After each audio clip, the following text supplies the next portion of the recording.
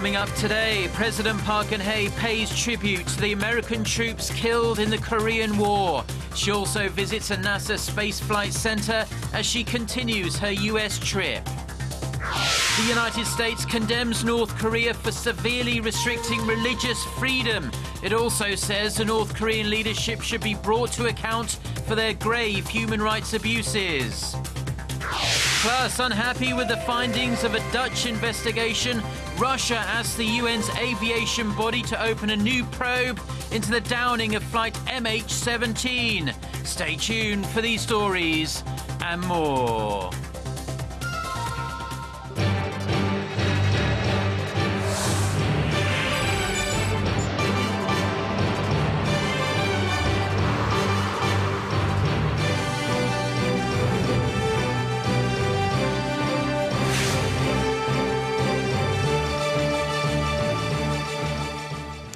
Hello to our viewers around the world. It's 6 a.m. on Thursday, October 15th here in Seoul. Thank you for joining us.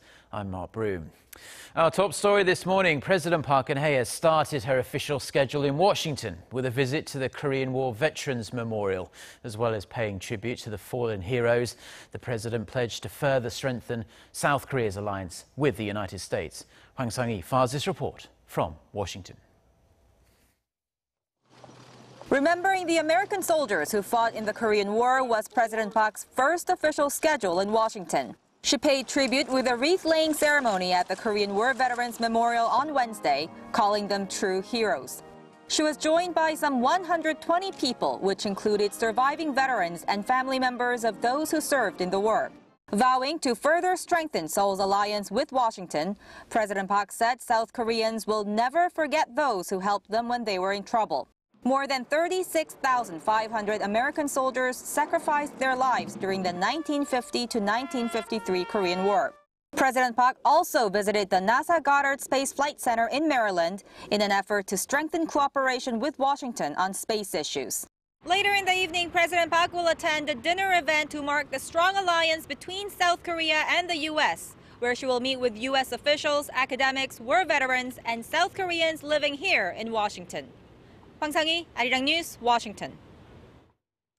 The United States has again denounced North Korea's policy towards religion. In its latest International Religious Freedom Report, the U.S. State Department says North Korea denies the right to freedom of religion and continues to deal harshly with those involved in religious practices through executions and torture.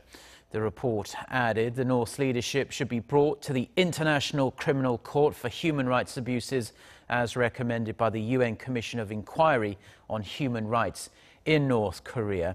In comparison to last year, the latest report has deleted the statement that the North severely restricted religious freedom to make clear that North Koreans have always been deprived of freedom of religion. Preparations for next week's reunion event in North Korea for families separated by the Korean War are going as well as could be expected. The next step will see a South Korean delegation visit the Mount Kumgang resort later today to give the venue a quick once-over. Song Ji-son has this report. The 20th family reunion will take place as scheduled. This comes after the two Koreas held high-level talks last August this year that thought inter-Korean relations in a way to enhance humanitarian exchanges. South Korea's Unification Ministry said Wednesday that the venue is ready to welcome families reuniting for the first time in 65 years. Our preliminary delegation will depart for the venue on Thursday to fine-tune details for the reunion, like the overall itinerary, routes, and accommodation. The two rounds of family reunions, starting with the first, will see some 400 South Koreans travel to Mount Kumgang in North Korea to specifically meet 97 North Koreans who sought family living in the South. Following this, another 90 South Koreans, accompanied by other family members, will get to meet their family living in the North. Over the course of 3 days, the families get to reunite 6 times, each lasting 2 hours. On both trips, participants will arrive at Sokcho a day earlier to be briefed on do's and don'ts before traveling to the North. In total, around 650 South Koreans will get to reunite with their separated families. The oldest participant is aged 98. Despite earlier woes that the reunion may not be held had North Korea made any provocative move, South Korea's unification ministry says Pyongyang is cooperative in prepping the event, the first since February last year. 송지선, Arirang News. Now, South Korea's rival parties remain deeply divided over the government's plans for a single state-authorized history textbook. The ruling party says the privately published textbooks that are currently used are pro-liberal and anti-conservative. The main opposition party, happy with the current system, is gathering support for its protests from other liberal parties, civic groups and historians. Park Geun-hye reports. The ruling Saenuri Party reiterated Wednesday that the purpose of a government-issued textbook is to correct distorted descriptions of Korea's modern history, including an alleged lenient view on North Korea, while being harshly critical of South Korea's authoritarian past. The ruling party says it expects a neutral, unbiased history education that engenders future generations with pride and national unity. We need to fix the biased ideological education given to our students, as it will be an historic error and a big mistake by adults. Regarding the opposition bloc's criticism that only 3 OECD countries, Greece, Turkey, and Iceland, use single government-issued history textbooks, the Conservative Party stressed that Korea is the only divided country among OECD members and that Korea's unique situation should be taken into consideration. But the main opposition New Politics Alliance for Democracy says the government decision goes counter to democracy. The Liberal Party has not only created a special internal committee to halt the government's move, but is also uniting with the Minor Justice Party and 5-term lawmaker Shin Dongbin, who is expected to soon create a new Liberal Party. On Wednesday, chairman of the New Politics Alliance for Democracy, Moon Jae-in, continued criticizing the government, saying the decision violates Article 31 of Korea's constitution, which says education should be politically neutral. President Park Geun-hye said the necessity is to teach proper history, but glorifying the history of collaborating with Japanese colonialism and dictatorship cannot be proper.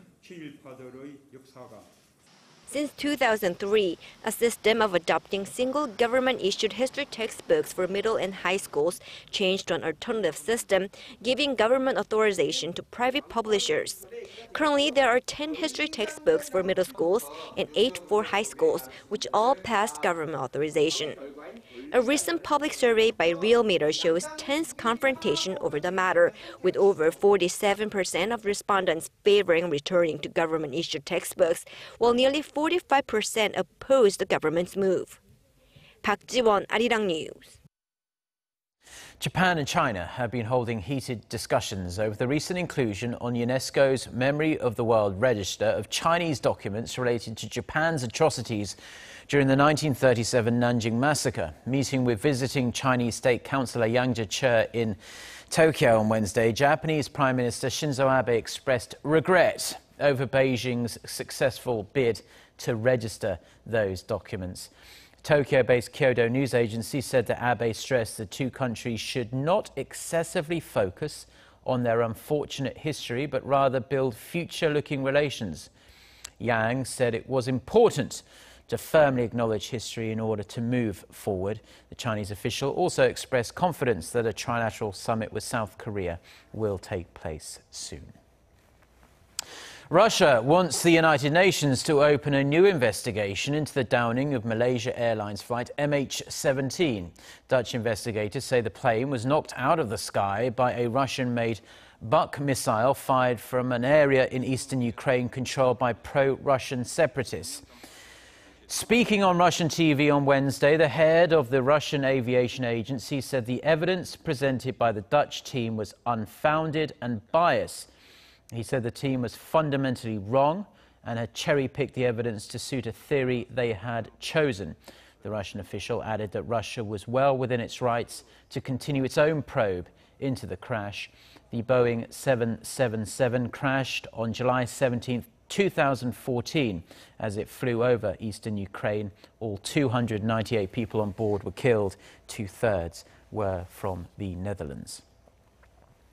The U.S. Federal Reserve says the U.S. economy posted modest growth from mid-August to early October as a strong greenback weighed on the country's manufacturing and tourism sectors. Releasing its so-called Beige Book on Wednesday in Washington, the Fed said consumer spending grew moderately, housing and commercial real estate picked up somewhat, and banking and finance were fairly positive. Most economists expect the Fed to start hiking interest rates before the year's end. Rates have been near 0% since late 2008. Now, Lotte Group chairman Shin Dongbin, the younger son of the founder of Korea's largest retail conglomerate, has lost a chunk of his influence over the group in a move instigated by his older brother. Shin Semin has the latest. Lotte Group chairman Shin Dongbin was discharged from the board of Japan-based Kwanghyunsa Corporation, the biggest stakeholder of unlisted Lotte Holdings that controls the entire Lotte Group. Shareholders of Kwanghyunsa Corporation held a meeting in Tokyo on Wednesday that gave rise to the dismissal of the younger Shin from the board and appointed Shin Dong-ju, the elder brother, as chief executive officer there. Through his deputy spokesperson's announcement at a post-meeting press conference, Shin Dong-ju strengthened his position. As the CEO and the largest shareholder of Kwanghyunsa Corporation, I, Shin Dong-ju, have secured 28.1% control in Lotte Holdings, largely owned by Kwanghyunsa.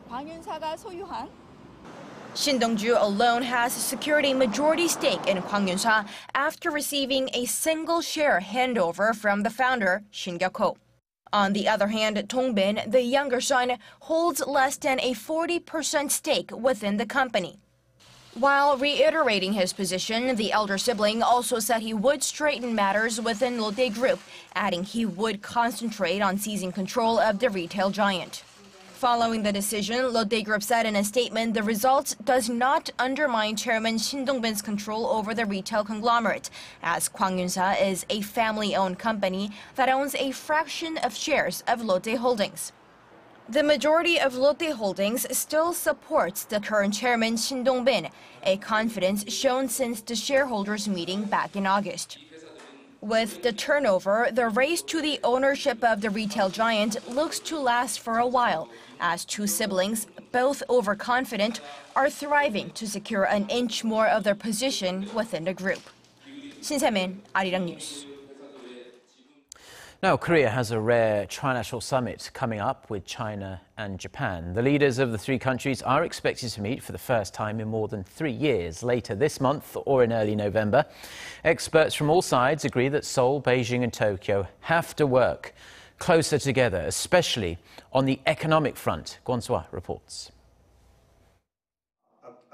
The core countries of Northeast Asia, South Korea, China, and Japan have common interests when it comes to boosting their trilateral partnership, but it's also common knowledge that they face obstacles in doing so due to remaining disputes on historical and territorial issues. Ways to overcome those barriers have been discussed at a conference Wednesday, where the important role of economic cooperation was in the spotlight.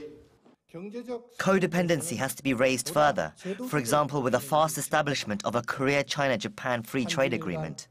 Of course, it's not easy though, with a lot of competition developing too. This, according to experts, has a lot to do with mega FTAs, such as the recently inked TPP, which currently only Japan out of the three nations is part of. But on that front, there are optimistic views on future entrances.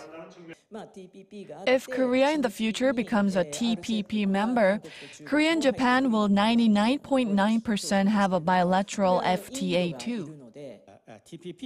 I don't think that TPP is conflicting with China. Trade between Korea, China, and Japan already amounts to nearly $700 billion. Participants at the meeting said the Northeast Asian region has the potential to become the largest economic bloc in the future. But according to one expert, considering China's growth slowing down, Japan's deflationary spiral, and Korea entering into low growth, it may be time to lay aside political issues for the time being. If we would establish a 30-year moratorium, we could focus on economic development in Union and then get back to sensitive political issues. The discussions on how Korea, China, and Japan can realize a vision of common prosperity and peace come at a crucial time, as the three countries are just weeks away from the first trilateral summit in more than 3 years. Kwon So-ah, Arirang News.